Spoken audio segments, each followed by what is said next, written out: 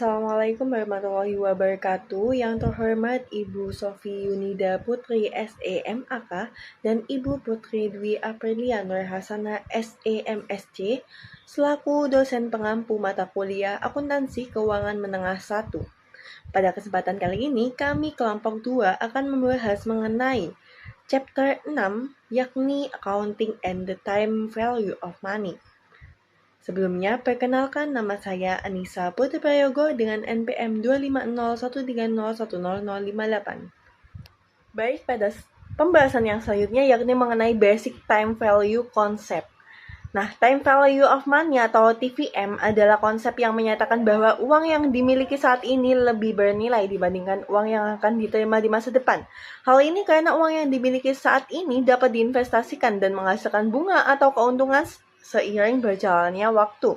Oleh karena itu, dalam analisis keuangan sering digunakan konsep present value, yaitu nilai saat ini dari sejumlah uang yang akan diterima di masa depan, sehingga dapat dibandingkan dengan nilai uang saat ini.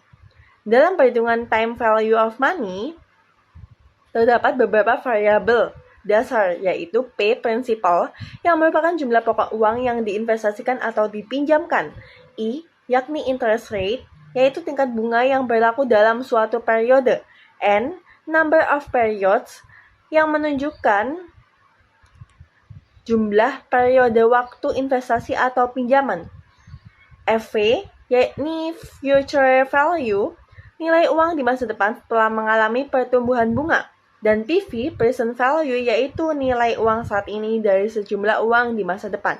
Hubungan dari variabel-variabel tersebut adalah semakin besar nilai prinsipal, tingkat bunga, dan jumlah periode, maka semakin besar pula bunga yang diperoleh.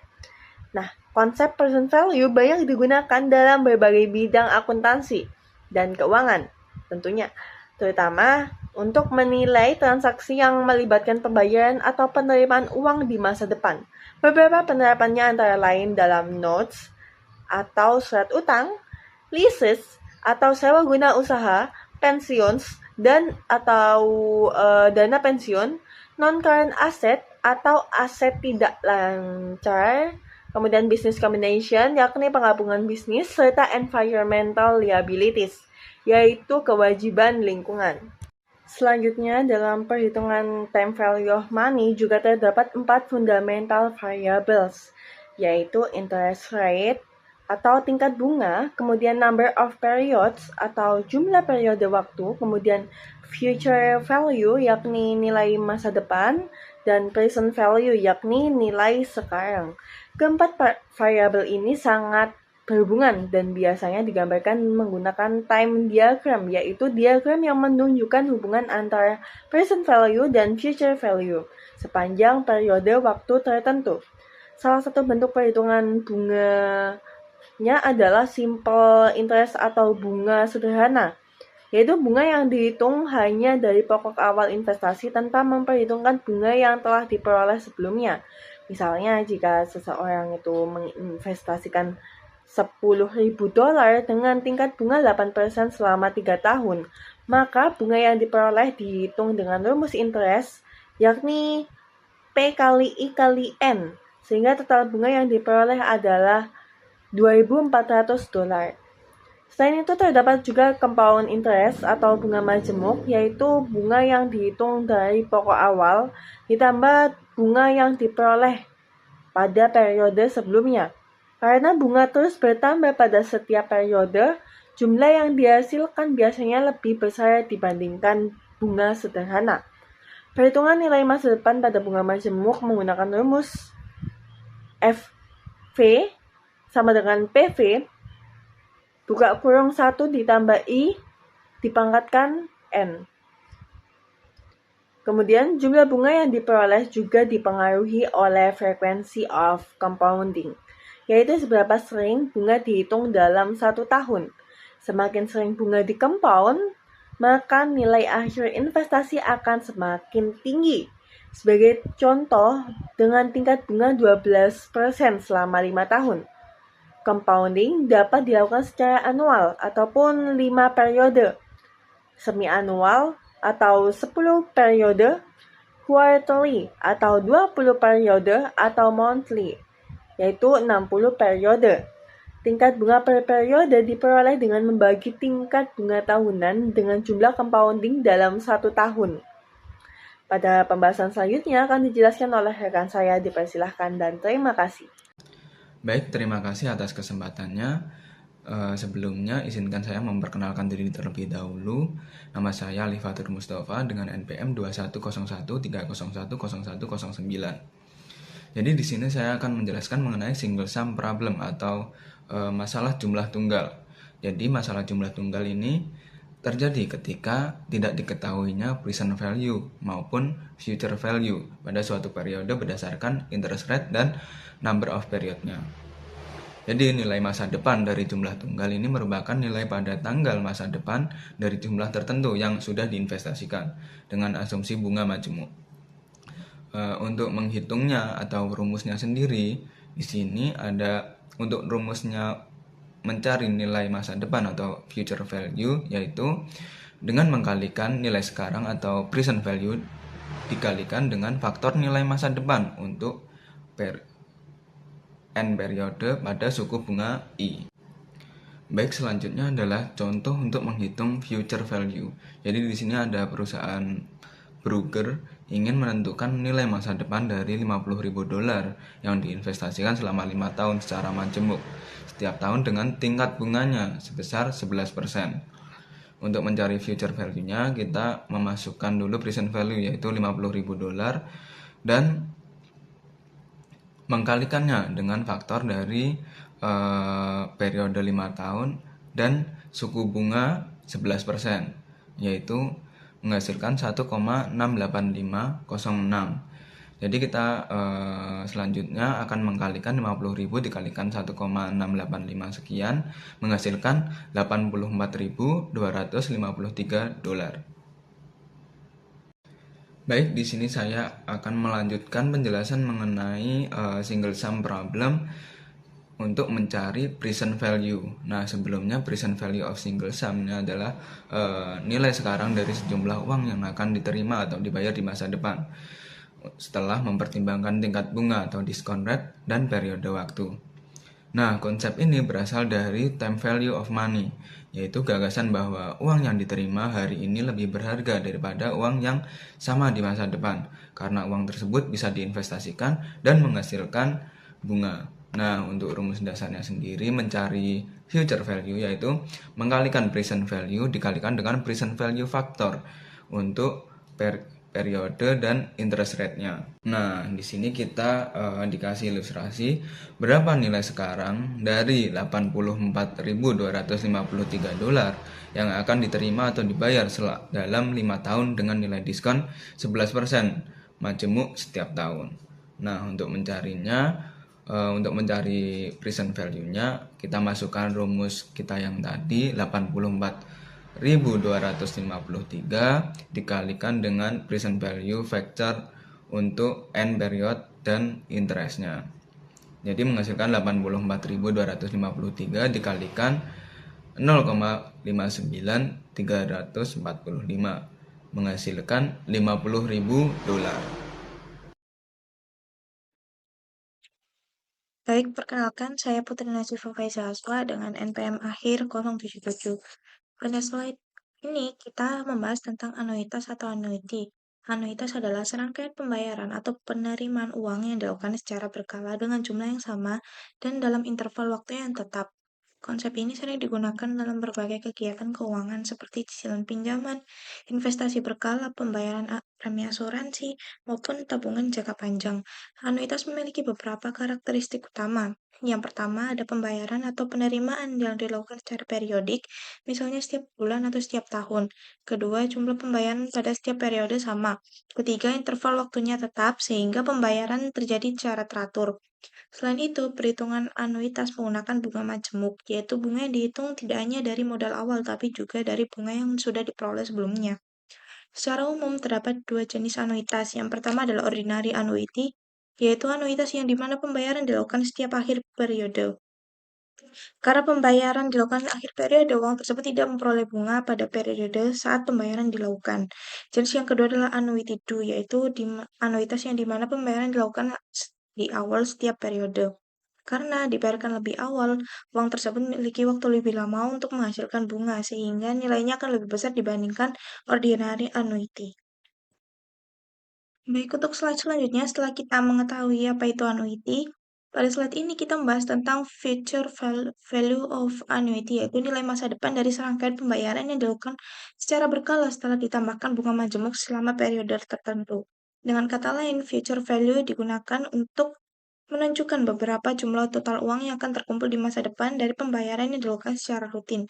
Perhitungan future value annuities dapat dilakukan menggunakan rumus FV sama dengan R dikalikan dengan faktor future value of ordinary annuity.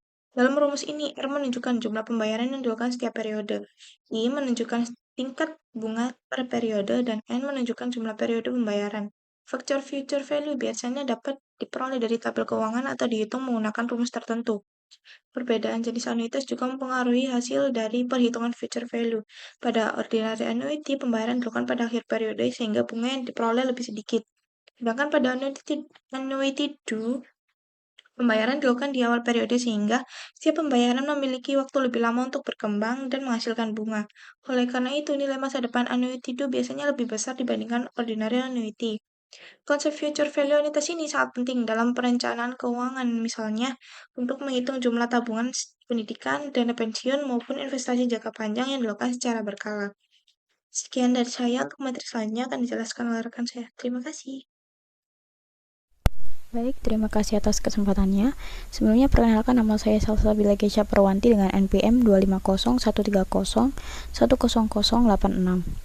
Pada bagian ini, saya akan membahas mengenai annuities present value, dimulai dari present value of an ordinary annuity. Jadi, present value of an annuity sendiri adalah jumlah tunggal yang jika diinvestasikan sekarang akan memungkinkan kita untuk melakukan serangkaian penarikan dengan jumlah yang sama di masa depan. Dan pada ordinary annuity sendiri, range atau pembayarannya dilakukan di akhir setiap periode. Untuk menghitungnya, kita akan menggunakan dua rumus. Pertama ada faktor PV ordinary annuity, yaitu PVF OA sama dengan 1 dikurangi 1 per 1 ditambah 1 pangkat N dibagi 1.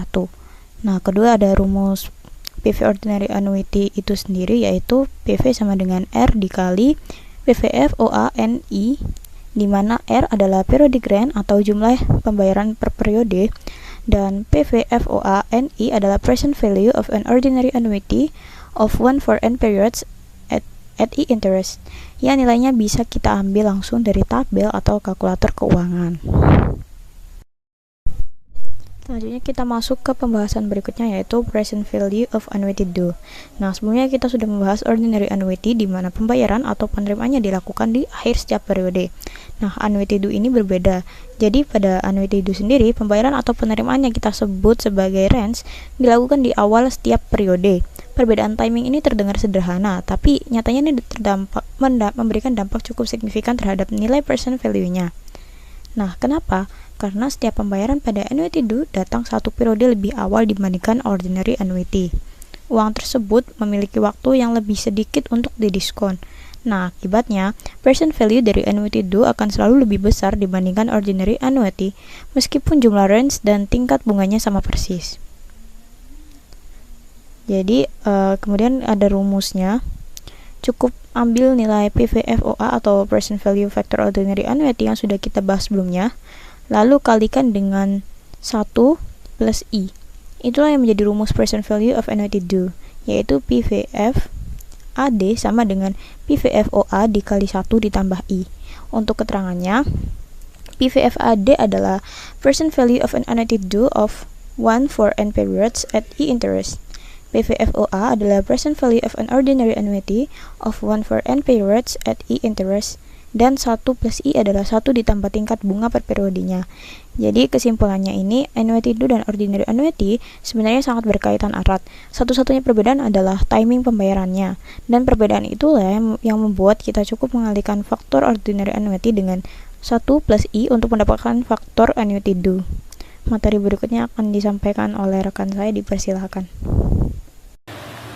Perkenalkan, nama saya Marsha Dinata Aisy Susilo dengan NPM 250130100068. Pada slide ini saya akan membahas mengenai anuitas tangguhan. Anuitas tangguhan adalah anuitas di mana pembayaran atau sewa baru dimulai setelah beberapa periode tertentu, bukan langsung dari periode pertama. Artinya, ada masa penangguhan terlebih dahulu sebelum pembayaran dimulai. Selama masa penangguhan ini belum ada pembayaran yang terjadi, untuk nilai masa depan dari anuitas tangguhan, cara perhitungannya sebenarnya mirip dengan anuitas biasa. Namun, yang perlu diperhatikan adalah bahwa tidak ada akumulasi atau pembayaran selama periode penangguhan, sehingga bunga baru dihitung ketika periode pembayaran sudah dimulai. Sedangkan untuk nilai sekarang dari anuitas tangguhan, perhitungannya juga sama seperti anuitas biasa, tetapi periode penangguhan tidak dimasukkan ke dalam perhitungan anuitasnya. Jadi, kita hanya menghitung nilai sekarang dari pembayaran yang terjadi setelah anuitas mulai berjalan. Dengan kata lain, masa penangguhan hanya menggeser waktu pembayaran, tetapi rumus perhitungannya tetap menggunakan konsep anuitas biasa. Untuk slide selanjutnya, saya akan membahas mengenai penilaian obligasi jangka panjang dalam konsep time value of money. Obligasi jangka panjang biasanya menghasilkan dua jenis arus kas. Yang pertama adalah pembayaran bunga secara periodik selama masa berlaku obligasi. Pembayaran bunga ini biasanya dilakukan setiap periode tertentu, misalnya setiap tahun atau setiap 6 bulan. Yang kedua adalah pembayaran pokok atau nilai nominal obligasi, face value, yang akan dibayarkan pada saat obligasi jatuh tempo. Nah, dalam perhitungan nilai obligasi, pembayaran bunga periodik diperlakukan sebagai anuitas karena jumlahnya sama dan dibayar secara berkala. Sedangkan nilai pokok obligasi dihitung sebagai jumlah tunggal karena hanya dibayarkan satu kali saat jatuh tempo.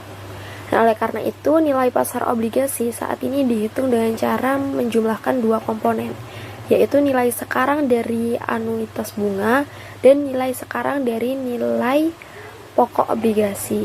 Jadi, secara sederhana, harga atau nilai obligasi saat ini adalah total nilai sekarang dari semua arus kas yang akan diterima di masa depan. Untuk materi selanjutnya akan dibahas oleh rekan saya. Baik, terima kasih atas kesempatannya. Sebelumnya perkenalkan, nama saya Asyifa Zahra Hawar dengan NPM 250130100320. Di sini saya akan menjelaskan tentang effective interest method. Pada slide ini dijelaskan tentang effective interest method, yaitu metode yang digunakan untuk mengamortisasi diskon atau premi obligasi selama masa berlakunya obligasi. Metode ini menghitung beban bunga berdasarkan nilai buku obligasi pada awal periode yang dikalikan dengan effective interest rate. Nilai buku atau carrying value merupakan nilai obligasi setelah memperhitungkan diskon atau premi yang ada. Sementara itu, bunga yang benar-benar dibayarkan kepada pemegang obligasi dihitung dari nilai nominal obligasi dikalikan dengan state interest rate. Selisih antara beban bunga dan bunga yang dibayarkan disebut amortisasi diskon atau premi obligasi. Jika obligasi dijual dengan diskon, maka nilai buku obligasi akan meningkat setiap periode sampai akhirnya sama dengan nilai nominal saat obligasi jatuh tempo. Metode ini dianggap lebih akurat karena menghasilkan beban bunga yang mencerminkan tingkat bunga yang sebenarnya. Selanjutnya ada present value and expense cash flow. Nah, slide ini menjelaskan tentang present value measurement, yaitu konsep untuk menentukan nilai sekarang dari arus kas yang akan diterima atau dibayarkan di masa depan, dengan menggunakan tingkat bunga tertentu. Menurut standar akuntansi IFRS 13, salah satu pendekatan yang digunakan adalah expense cash flow average. Dalam pendekatan ini, perusahaan tidak hanya menggunakan satu estimasi arus kas, tetapi mempertimbangkan beberapa kemungkinan arus kas yang bisa terjadi di masa depan beserta probabilitasnya. Setiap kemungkinan arus kas dikalikan dengan probabilitasnya untuk mendapatkan nilai ekspektasi arus kas, sehingga hasilnya dianggap lebih relevan dan realistis. Selain itu, tingkat bunga yang digunakan dalam perhitungan biasanya terdiri dari 3 komponen utama, yaitu yang pertama ada pure rate of interest, yaitu tingkat bunga dasar tanpa risiko. Yang kedua ada expense inflate rate, yaitu penyesuaian terhadap inflasi, dan yang terakhir ada credit risk rate, yaitu tambahan bunga yang mencerminkan risiko gagal bayar dari pihak peminjam. Baik, berikut adalah pemaparan materi accounting and the time value of money dari kami kelompok 2. Terima kasih banyak atas perhatian dan waktu teman-teman semua. Semoga materi yang telah disampaikan bisa bermanfaat dan menambah wawasan kita. Mohon maaf kalau ada salah kata. Terima kasih. Baik, perkenalkan nama saya Anissa Putri Prayogo dengan NPM 25013010058. Pada pembahasan soal P6.1 LO 2,4, yakni pada bagian A, akan saya jelaskan. Nah, merujuk pada soal tersebut, pada tanggal 1 Januari 2022, yang LTD atau sebuah perusahaan tersebut menjual sebuah bangunan yang berharga 25 juta yuan dan memiliki akumulasi penyusutan sebesar 10 juta yuan pada tanggal penjualan. Kemudian, dia menerima sebagai imbalan berupa wesel tanpa bunga senilai 24 juta yuan yang jatuh tempo pada tanggal 1 Januari 2025. Tidak ada harga tukar yang ditetapkan untuk bangunan tersebut dan wesel tersebut tidak memiliki nilai pasar yang siap. Tingkat bunga yang berlaku untuk wesel jenis ini pada tanggal 1 Januari 2022 itu 9%. Nah, yang ditanyakan berapa jumlah keuntungan dari penjualan bangunan tersebut yang harus dilaporkan. Oke. Merujuk pada informasi soal tadi, yakni di sini kita memiliki cost of building 25 juta yuan, akumulasi depresiasi itu 10 juta yuan, carrying value 15 juta yuan, terus note received atau future value-nya itu 24 juta yuan, interest rate-nya 9%, dan periodenya 3 years. Karena jatuh temponya tanggal 1 Januari 2025, sedangkan pada tanggal 1 Januari 2022 itu dia menjual bangunan tersebut. Jadi 2025 ke 2022 itu 3 tahun. Oke. Nah, kita mencari tahu dulu carrying value buildingnya. Nah, rumusnya cost of building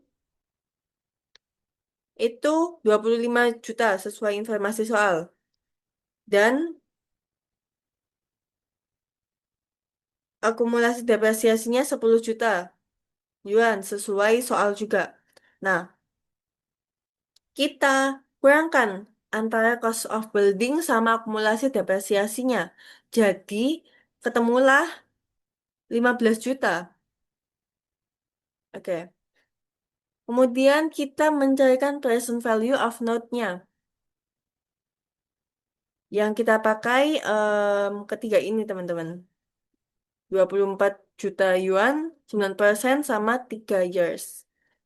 Oke, rumusnya present value sendiri, FV, future value, dibagikan buka kurung 1 ditambah I atau suku bunga dipangkatin sama N atau periodenya.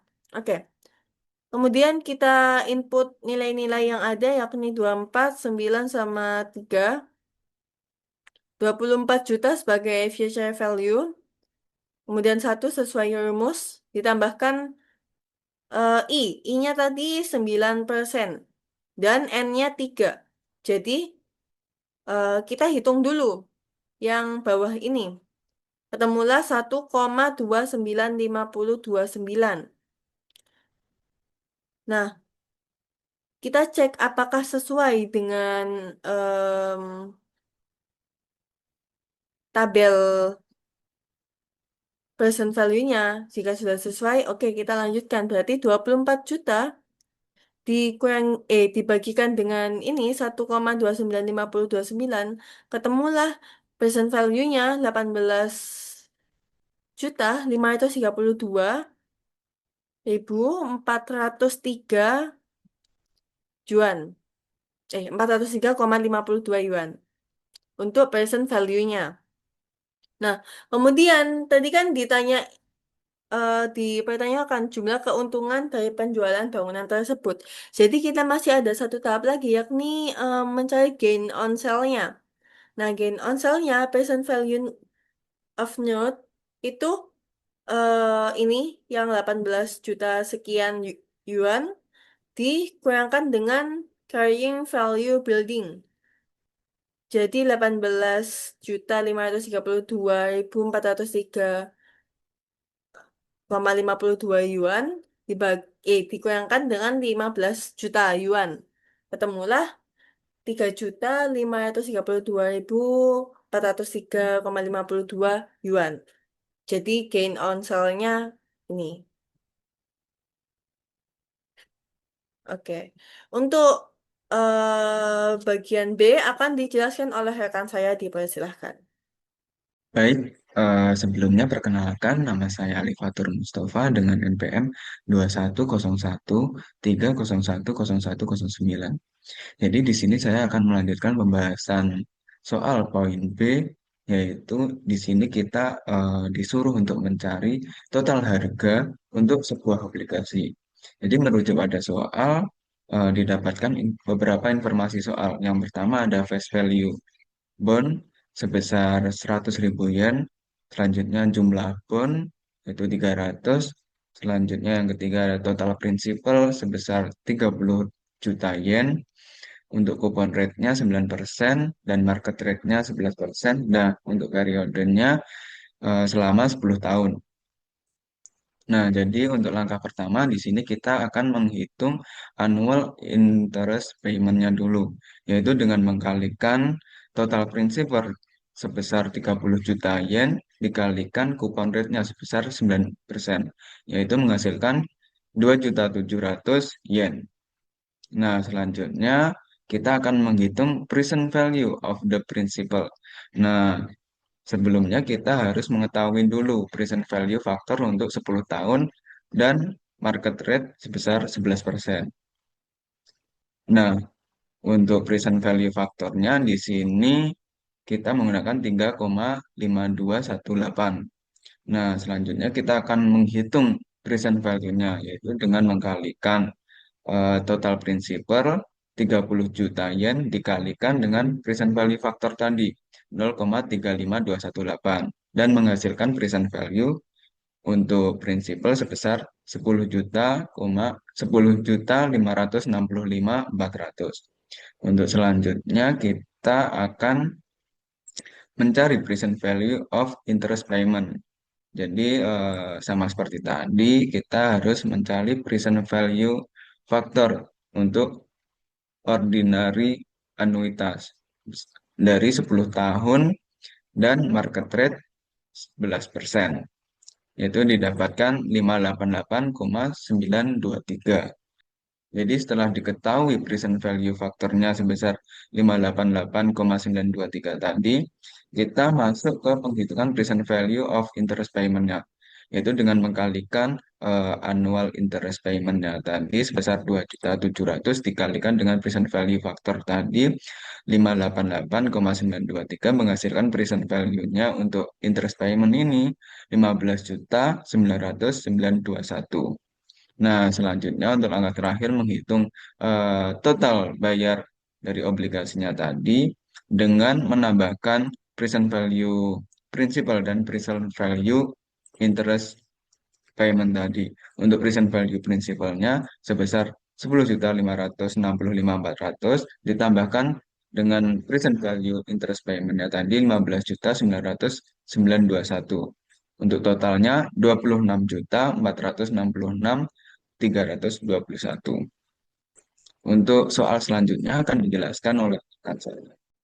Baik, perkenalkan saya Putri Nazifah Jaswa dengan NPM akhir 077. Kita akan membahas soal Yan Ltd membeli sebuah mesin baru dan setuju untuk membayarnya dengan cicilan sebesar 400.000 yen setiap tahun selama 10 tahun. Pembayaran ini dilakukan pada akhir setiap tahun dan tiket bunga yang berlaku adalah 8%. Pertanyaan dalam soal ini adalah berapa nilai mesinnya harus dicatat oleh Yan Ltd saat ini. Untuk menjawabnya, kita perlu menghitung nilai sekarang atau present value dari pembayaran tersebut. Hal ini dilakukan karena pembayaran tidak dilakukan sekaligus. tetapi dicicil selama beberapa tahun. Dalam akuntansi, jika pembayaran dilakukan secara berkala seperti ini, maka nilai aset yang dicatat adalah nilai sekarang dari seluruh pembayaran di masa depan.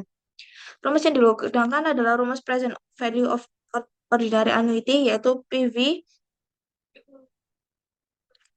sama dengan PMT dikalikan dengan faktor present value annuity, di mana PV adalah nilai sekarang, PMT adalah pembayaran setiap periode, R adalah tingkat bunga, dan N adalah jumlah periode pembayaran. Dari soal ini diketahui bahwa pembayaran tiap tahun atau PMT adalah 400.000 yen.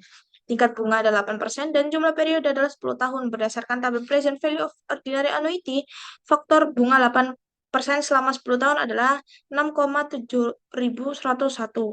Selanjutnya, kita kalikan pembayaran tahunan dengan faktor tersebut. Jadi, perhitungannya adalah 400.000 dikalikan 6,7101 sehingga memperoleh nilai sebesar 2.684.040 yen. Dari hasil tersebut dapat disimpulkan bahwa Yen LTD harus mencatat biaya mesin sekitar 2.684.040 yen, walaupun total pembayaran selama 10 tahun mencapai 4 juta yen. Nilai yang dicatat saat ini lebih kecil karena mempertimbangkan nilai waktu dari uang dan tingkat bunga sebesar 8%. Sekian dari saya. Untuk soal selanjutnya akan dijelaskan oleh rekan saya. Terima kasih.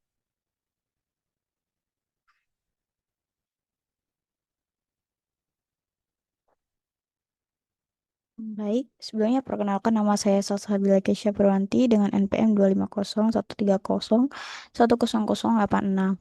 Selanjutnya kita akan membahas soal D dari P61. Soalnya adalah sebagai berikut.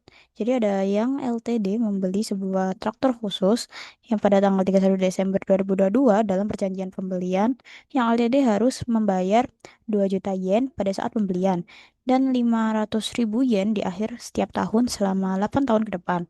Nah, traktor tersebut harus dicatat pada 31 Desember 2022 dengan tingkat bunga yang berlaku sebesar 12%. Pertanyaannya, berapa nilai yang harus dicatat untuk traktor tersebut? Nah, untuk menjawab soal ini, kita perlu menghitung dua komponen secara terpisah. Komponen pertama adalah down payment atau pembayaran di awal. Karena pembayaran sebesar 2 juta yen dilakukan langsung pada saat pembelian, maka nilai ini sudah merupakan present value sehingga tidak perlu didiskon lagi. Nilainya tetap menjadi 2 juta yen. Nah, komponen kedua adalah PV of ordinary annuity dari cicilan tahunan. Kita memiliki annual installment sebesar 500.000 yen yang akan dibayar di akhir setiap tahun selama 8 tahun dengan tingkat bunga 12%. Karena pembayaran dilakukan di akhir periode, ini merupakan ordinary annuity. Kita gunakan PFE, maaf, PF, PVIFA faktor untuk 12% selama 8 tahun, yaitu 4,96764. Maka PV of annuity-nya adalah 500.000 yen dikalikan dengan 4,96764 yang menghasilkan 2.483.820 yen. Terakhir, untuk mendapatkan total cost of tractor atau nilai yang harus dicatat, kita cukup menjumlahkan kedua komponen tadi. Down payment tadi ada 2 juta, ditambah PVF annuity payments ada 2.483.820 yen, sehingga totalnya adalah 4.483.820 yen. Jadi traktor tersebut harus dicatat pada nilai 4.483.820 yen pada tanggal 31 Desember 2022. Soal berikutnya akan dibahas oleh rekan saya, dipersilahkan. Perkenalkan, nama saya Marcelina Aisy Susilo dengan NPM 250130100068. Di sini saya akan memaparkan hasil jawaban dari kelompok kami dari soal P61 LO24 dengan abjad soal E. Soalnya saya bacakan terlebih dahulu. Yang LTD wants to withdraw 12 juta yen, including principal from an investment fund at the end of each year for 9 years. What should be the required initial investment at the beginning of the first year in the fund earns 11%? Jadi, untuk soal ini dijelaskan bahwa yang LPD ingin menarik dana sebesar 12 juta yen setiap akhir tahun selama 9 tahun dari sebuah dana investasi. Dan dana investasi tersebut memberikan tingkat bunga 11% per tahun. Pertanyaan dalam soal adalah berapa investasi awal yang harus ditanamkan pada awal tahun pertama agar perusahaan dapat melakukan penarikan tersebut setiap tahun. Nah, langkah pertama adalah mengidentifikasi jenis annuity pada soal. Karena penarikan uang dilakukan setiap akhir tahun, maka ini termasuk ordinary annuity. Oleh karena itu, rumus yang digunakan adalah present value of ordinary annuity.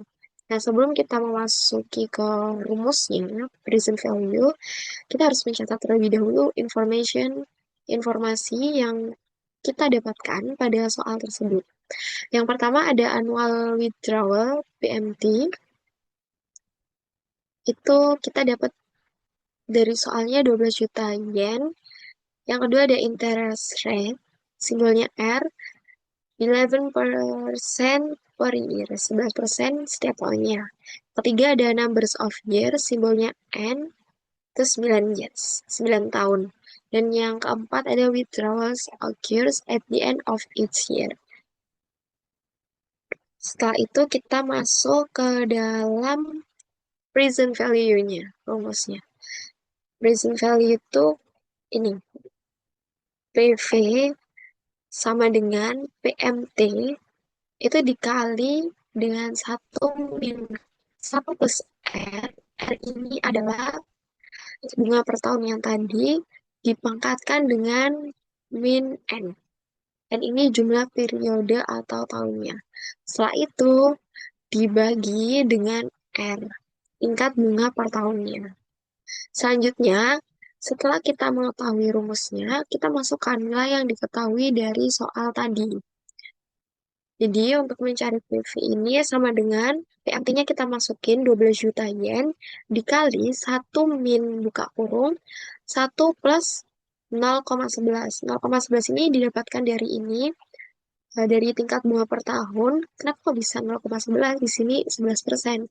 Jadi, untuk menghasilkan hasil 0,11 itu dari yang kita dapatkan itu 11 dibagi 100. Hasilnya 0,11.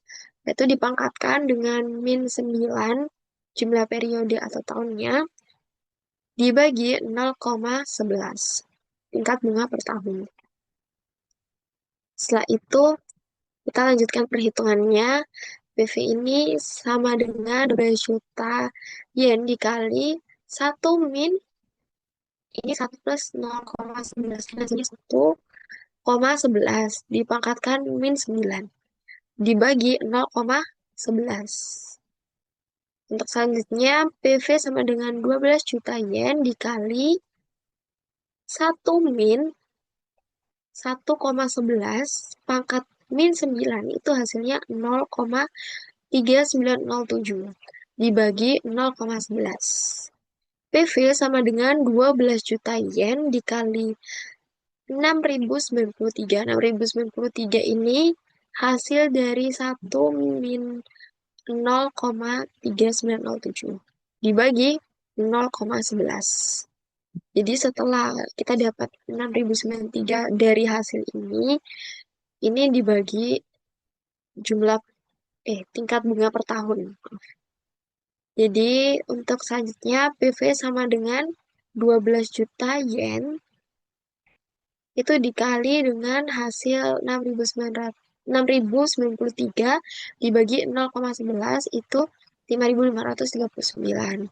Dan kita dapat present value-nya itu adalah 66.468.000 yen.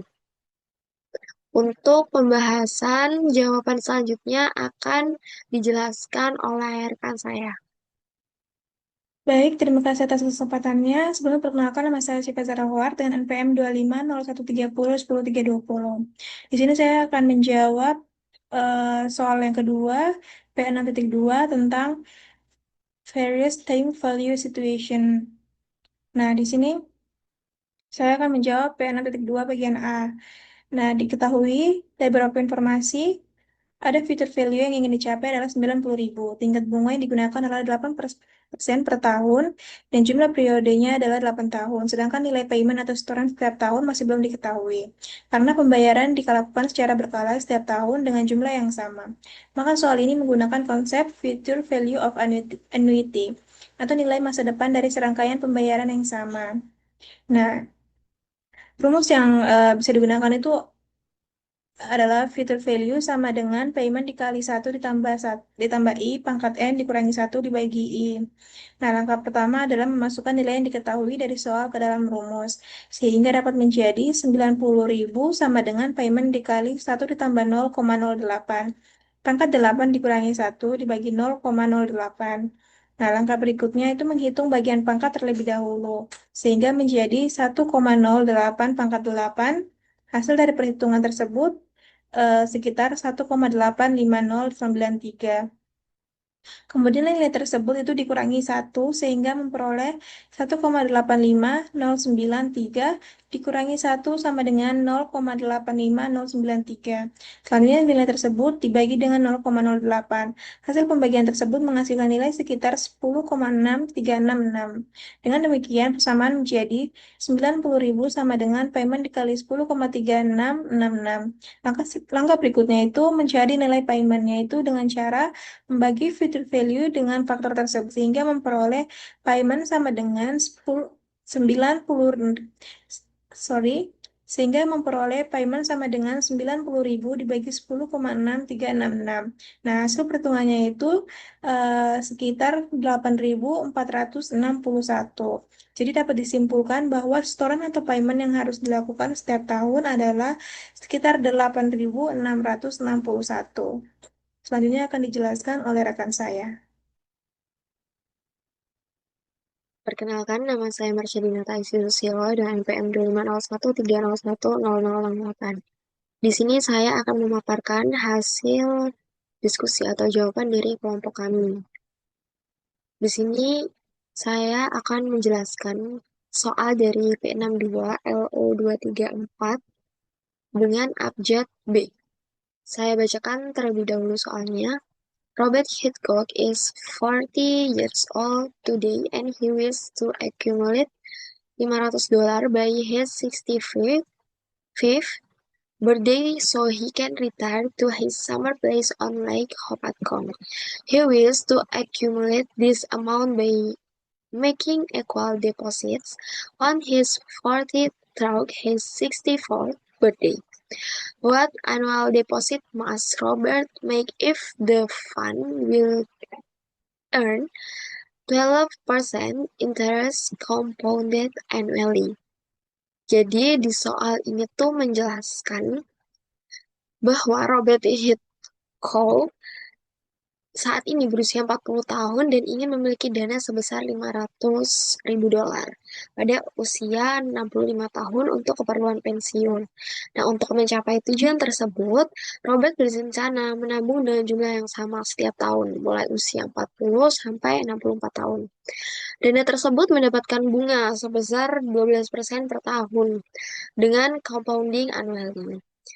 Nah, untuk langkah pertama adalah menentukan berapa kali Robert melakukan setoran.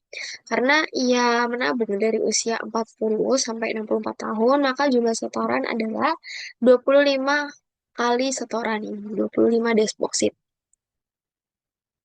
Karena Robert melakukan setoran setiap tahun untuk mencapai nilai masa depan tertentu, maka digunakan rumus future value of ordinary annuity. Ini. Rumusnya FV sama dengan PMT.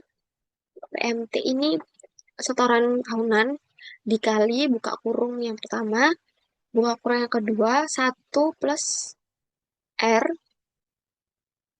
1 plus R, R ini tingkat bunga, setelah itu 1 plus R ini dipangkatkan dengan N jumlah periode, setelah itu ditutup kurung yang kedua, minus 1. Setelah itu, untuk yang atas ini, dibagi dengan R, tingkat bunga. Selanjutnya kita masukkan nilai yang diketahui dari soal.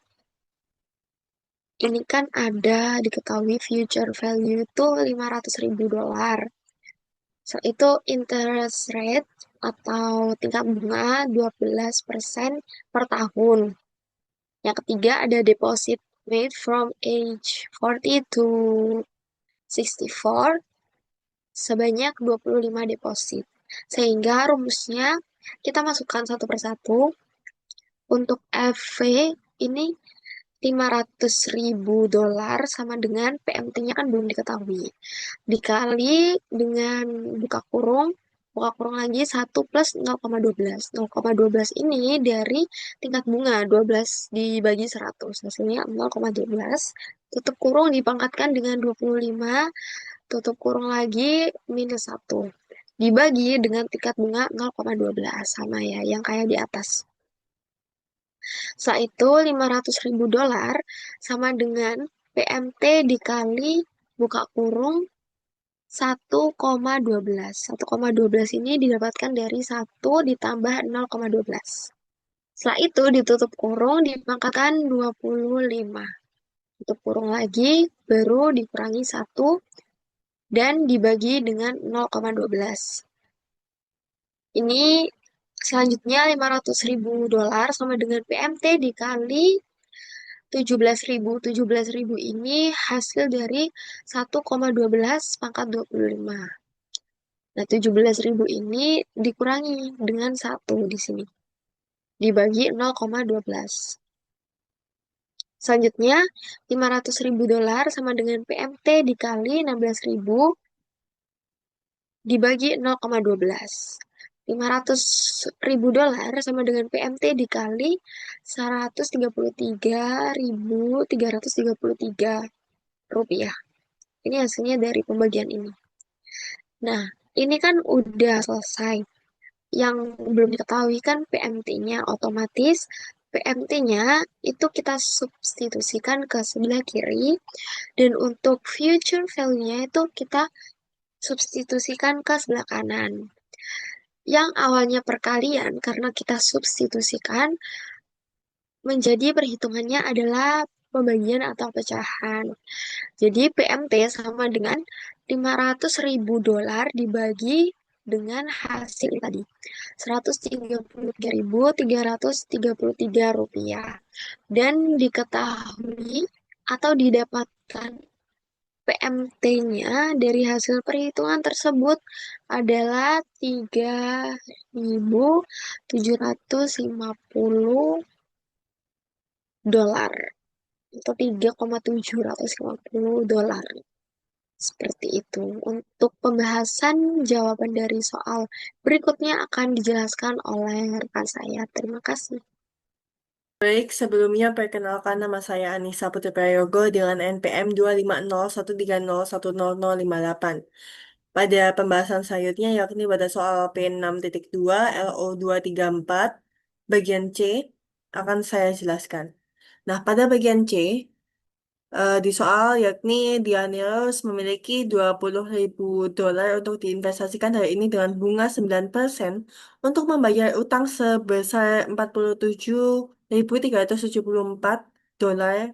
Nah, pertanyaannya berapa tahun yang dibutuhkan supaya dia bisa mengumpulkan cukup uang untuk melunasi utang tersebut? Oke, di soal kita mendapatkan angka 20.000 dolar sebagai present value dan 47.347 dolar sebagai future value.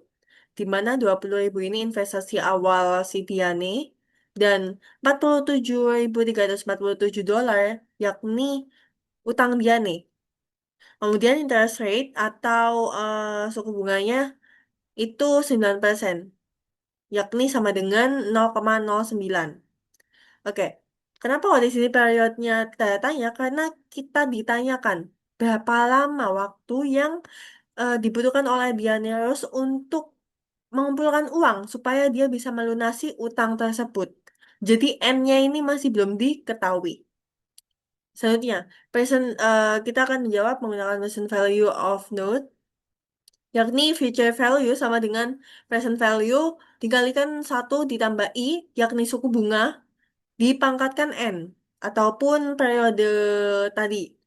Nah, future value di sini kita sudah memiliki 47.347 sama dengan present value-nya 20.000 1 ditambah 9% I-nya atau suku bunganya dipangkatkan N. Kenapa kok di sini dipangkatkan N? Karena N-nya belum diketahui. Jadi tetap menggunakan N aja. Nah, yang 47 turun, ini kita menjumlahkan dulu yang di dalam kurungnya. Jadi 1 ditambah 0,09 hasilnya 1,09.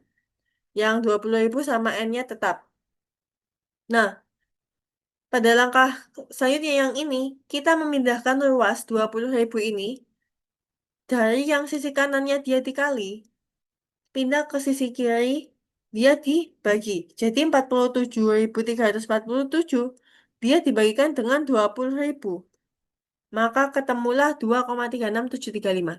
Sedangkan yang ada di ruas kiri, kan tersisa hanya 1,09 dipangkatkan N. Nah, dia ini tetap karena sesuatu yang belum bisa diselesaikan, maka jumlahnya tetap. Jadi dia tetap 1,09 pangkat N. Sedangkan yang 20.000 ini, kita bisa memindahkannya karena dia bisa diselesaikan. Nah, jadi 1,09 pangkat N tetap dan 2,36735 adalah hasil dari 47.347 bagi 20.000 dolar. Nah, kita menemukan angka ini nih. Kita lihat apakah angka ini itu ada pada tabel value of money atau tidak. Saya melihat tabel value of money seperti ini. Jadi yang atas ini, yang ada persennya ini, itu suku bunga atau interest rate atau I. Sedangkan yang ini, yang vertikal, itu adalah periodenya atau M-nya. Yang ini yang horizontal ini I, yang vertikal periodenya atau N-nya. Saya melihatnya, I-nya kan tadi kan kita 9%. Yang periodenya kita belum tahu. Sedangkan kita sudah memiliki nilai di angka 2,36735. Nah, mari kita cek di 9%. Ada nggak ya? Oh, ada. 2367. Sama kan? Nah, 23,67. Dia di periode keberapa? Oh, 10. Berarti kita sudah menemukan jawabannya. Bahwa lama waktu yang dibutuhkan oleh Diana yakni 10 tahun untuk dia bisa mengumpulkan uang supaya dia bisa melunasi hutang tersebut. Nah, pasti teman-teman bertanya-tanya. Terus yang 1,09 pangkat N ini bagaimana? Digimanain? Dibiarin aja gitu kah atau bagaimana? Oke, dia kalau misalnya kita ini secara akuntansi kita hanya mendapatkan 2,3675 aja itu sudah bisa melihat tabel time value of money. Jadi kita itu nggak perlu apa ya, nggak perlu menghitung secara matematisnya. Jika kita menghitung secara matematisnya, kita bisa menggunakan log. Jadi log 2,3675 dan log 1,09. Itu jika kita menggunakan sistem matematis seperti itu. Dan untuk penjelasan selanjutnya akan dijelaskan oleh rekan saya. Terima kasih.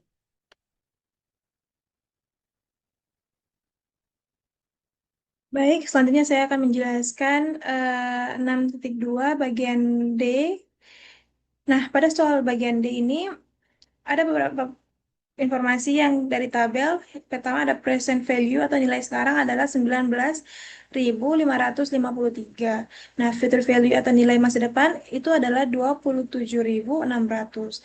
Jumlah periode adalah 4 tahun, sedangkan yang ingin dicari adalah interest rate atau tingkat bunga.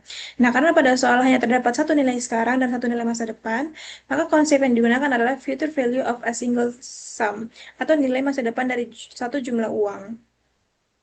Nah, rumus yang digunakan itu adalah present value dikali 1 ditambah 1 pangkat N. Nah, langkah pertama adalah memasukkan nilai dari soal ke dalam rumus, sehingga menjadi 27.600 sama dengan 19.553 dikali 1 ditambah I pangkat 4. Nah, langkah berikutnya itu adalah memisahkan faktor pangkat tersebut dengan membagi kedua sisi persamaan menggunakan present value, sehingga memperoleh 27.600 dibagi 19.553 sama dengan 1 ditambah I pangkat 4. Nah, hasil dari pembagian tersebut adalah sekitar 1,4117. Sehingga persamaan menjadi 1,4117 sama dengan 1 ditambah I pangkat 4. Nah, selanjutnya mencari nilai 1 ditambah I, yaitu dengan cara mengambil akar pangkat 4 dari 1,4117. Hasil dari perhitungan tersebut adalah sekitar 1,09. Kemudian dikurangi 1 untuk mendapatkan nilai I, sehingga memperoleh I sama dengan 1,09 dikurangi 1. Hasilnya adalah 0,09. Jika diubah ke dalam bentuk presentase, maka tingkat bunga tersebut adalah sekitar 9%. Jadi dapat disimpulkan bahwa interest rate atau tingkat bunga yang digunakan adalah sekitar 9%.